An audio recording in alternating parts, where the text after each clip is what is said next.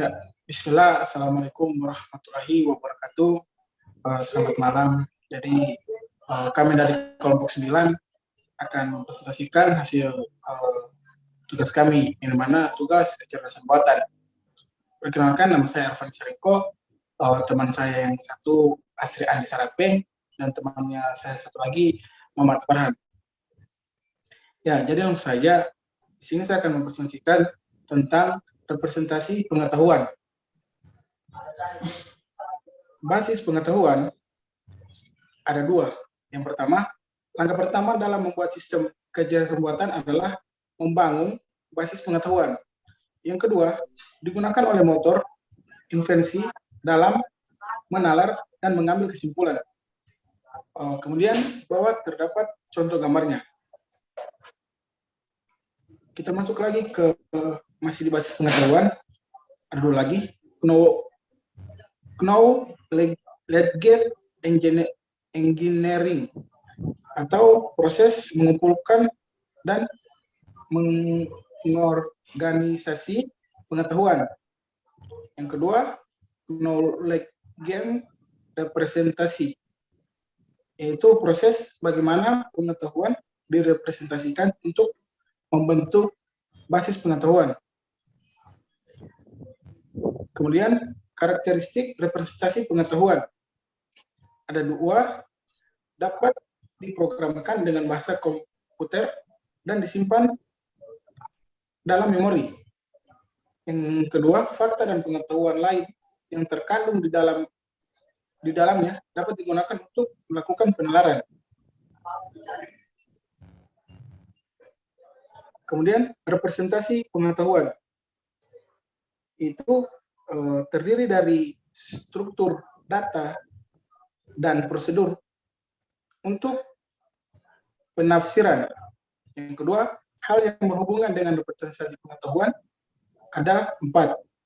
Yang pertama, objek pengetahuan itu sendiri. Yang kedua, event, kejadian-kejadian dalam dunia nyata dan hubungannya.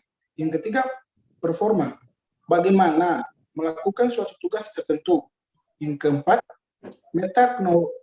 knowledge, yaitu pengetahuan tentang pengetahuan yang direpresentasikan.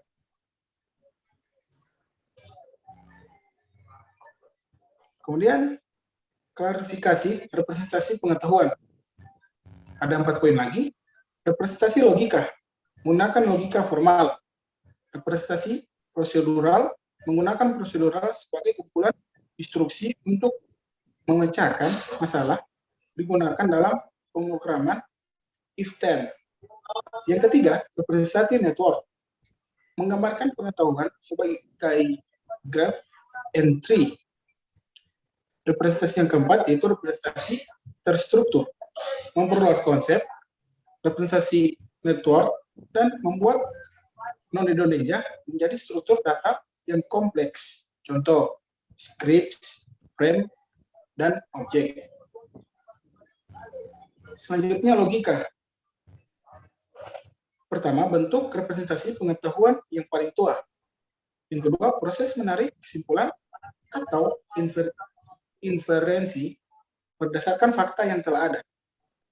Itu terdiri dari 2, logika proposisi dan logika predikat. Logika proposisi. Logika proposisi, proposisi suatu pernyataan yang dapat bernilai benar atau salah. Ditunjukkan dengan simbol-simbol, contoh P dan Q.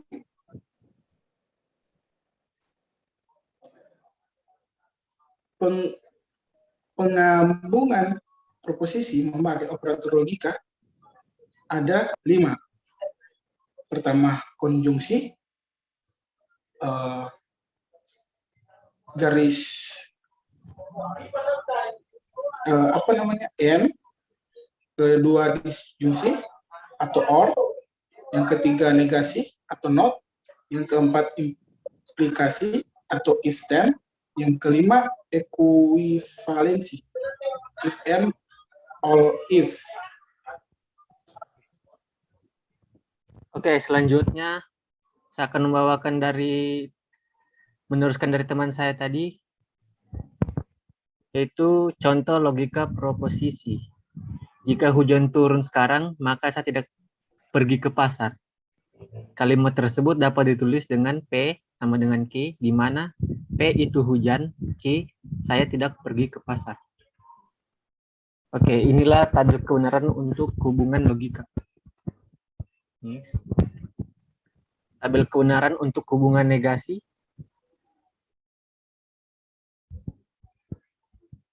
Contohnya P, Bumi adalah salah satunya planet di jagat raya yang mempunyai kehidupan. Itu dalam simbol B atau Q. Selanjutnya Q, 1 dekade sama dengan 10 tahun. B, R sama dengan 1 tambah 1 sama dengan 3 atau simbolnya S.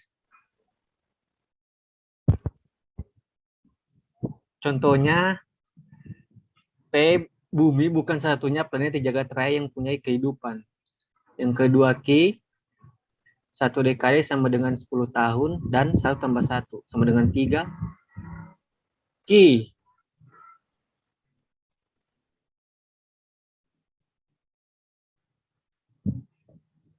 atau 1 dekade sama dengan 10 tahun, atau 1 tambah 1 sama dengan 3. Selanjutnya, jika 1 dekade sama dengan 10 tahun, maka 1 tambah 1. Selanjutnya, 1 dekade sama dengan 10 tahun jika dan hanya jika 1 tambah 1 sama dengan 3. Logika predikat order pertama. Pertama itu konsep dan aturan sama dengan logika proposisi. Yang kedua itu membagi sebuah pernyataan menjadi 2 bagian, yaitu yang pertama argumen, yang kedua predikat. Selanjutnya adalah logika predikat order pertama. Contohnya, Joko suka bahasa Inggris. Sama dengan suka atau dalam kurung Joko bahasa Inggris. Yang kedua adalah predikat keterangan, suka argumen objek atau Joko bahasa Inggris. Yang ketiga adalah Tony adalah seorang mahasiswa, sama dengan mahasiswa atau Tony. Selanjutnya adalah logika predikat order pertama. Contoh, Andi adalah seorang laki-laki. Kedua, Ali adalah seorang laki-laki. Simbol B, Amir adalah seorang laki-laki. Anto adalah seorang laki-laki. Agus adalah seorang laki-laki. Dapat ditulis laki-laki X, di mana X adalah variabel yang bisa diganti dengan Andi, Ali, dan lain-lain. Selanjutnya adalah logika predikat order pertama. Contohnya, teman Andi, Joko. Teman ayah dari Joni, ayah dari Andre. Di mana argumennya adalah ayah dari Joni adalah Andi. Yang kedua, ayah dari Andre adalah Joko. Predikatnya yaitu teman. Baiklah, saya akan melanjutkan presentasi dari teman saya, di mana yaitu masih berhubungan dengan logika predikat order pertama, yaitu quantifier. Quantifier dibagi menjadi 2, yaitu universal quantifier yang biasa digambarkan dengan huruf A terbalik, atau biasa disebut untuk setiap. Dan yang kedua, existential quantifier, ya, atau digambarkan biasa huruf V terbalik, atau disebut terdapat. Next. Ini adalah contoh logika predikat order pertama, di mana dia masih berbentuk huruf yang utuh. Dan yang kedua, ini adalah contoh logika predikat order pertama yang digambarkan dengan tanda-tanda simbol-simbol yang sesuai tadi kuantifiernya masing-masing. Oke, lanjut.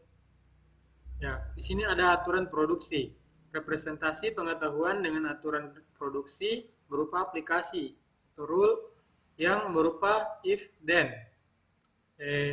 Antecedent bagian yang mengekspresikan situasi atau premis pernyataan yang berawalan if. Sedangkan konsekuen bagian yang menyatakan suatu tindakan tertentu atau konklusi yang diterapkan jika suatu situasi atau premis bernilai benar. Kan konsekuensi atau konklusi yang dinyatakan pada bagian then baru dinyatakan benar jika bagian if pada sistem tersebut juga bernilai benar atau sesuai dengan aturan tertentu dan digunakan pada sistem pakar. Oke. Contoh, if lalu lintas pagi ini padat, maka saya naik sepeda motor saja. Ini adalah contoh dari aturan produksi penggunaan if dan then. Selanjutnya, bentuk aturan. If, premise, then. Kesimpulan, jika pendapatan tinggi, maka pajak yang harus dibayar juga tinggi. Kesimpulan if premise, pajak yang harus dibayar tinggi jika pendapatan tinggi. Dan inclusion of else.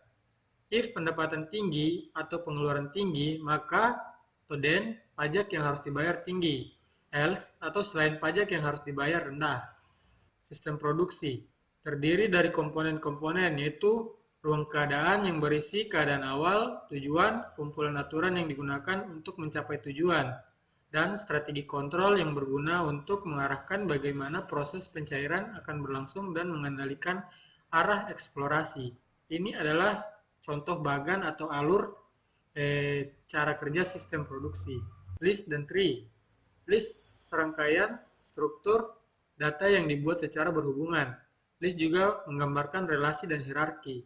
Tree adalah suatu struktur data yang berupa node-node yang dibuat secara hierarkis dan hubungannya.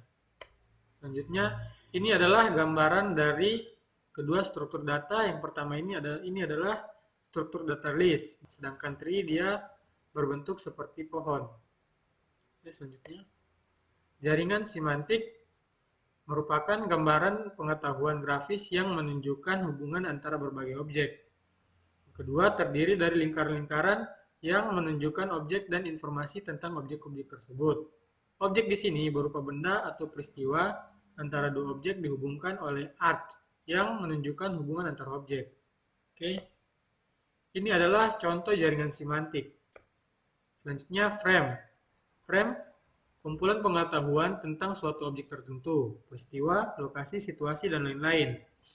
Memiliki slot menggambarkan rincian atau atribut dan karakteristik objek.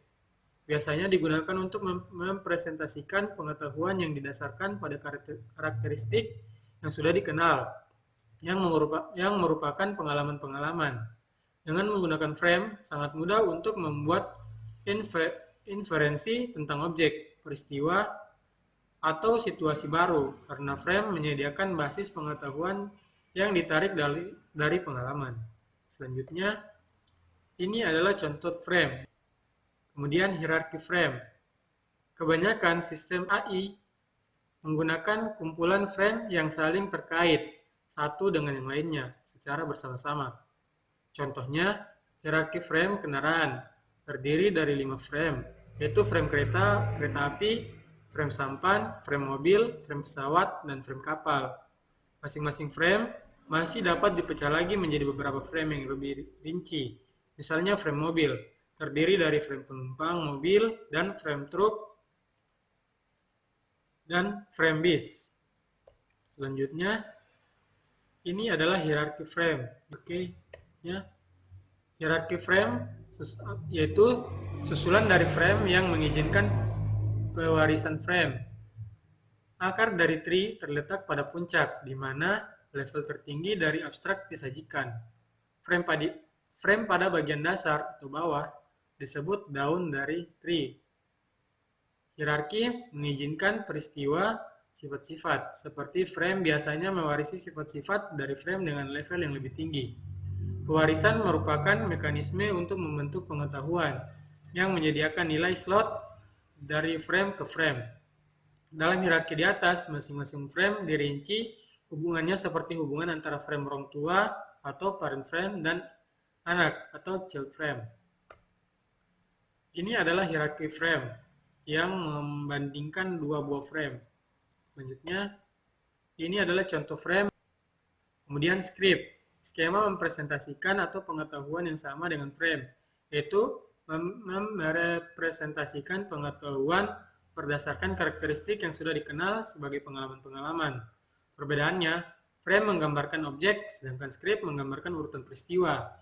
Dalam menggambarkan urutan peristiwa, script menggunakan slot yang berisi informasi tentang orang, objek, dan tindakan. Elemen script, yaitu kondisi input merupakan kondisi yang harus dipenuhi sebelum terjadi atau berlaku suatu peristiwa dalam script. Track, yaitu variasi yang mungkin terjadi dalam suatu track. Kemudian prop, berisi objek-objek pendukung yang digunakan selama peristiwa terjadi. Kemudian role, yaitu peran yang dimainkan oleh seorang dalam sebuah peristiwa.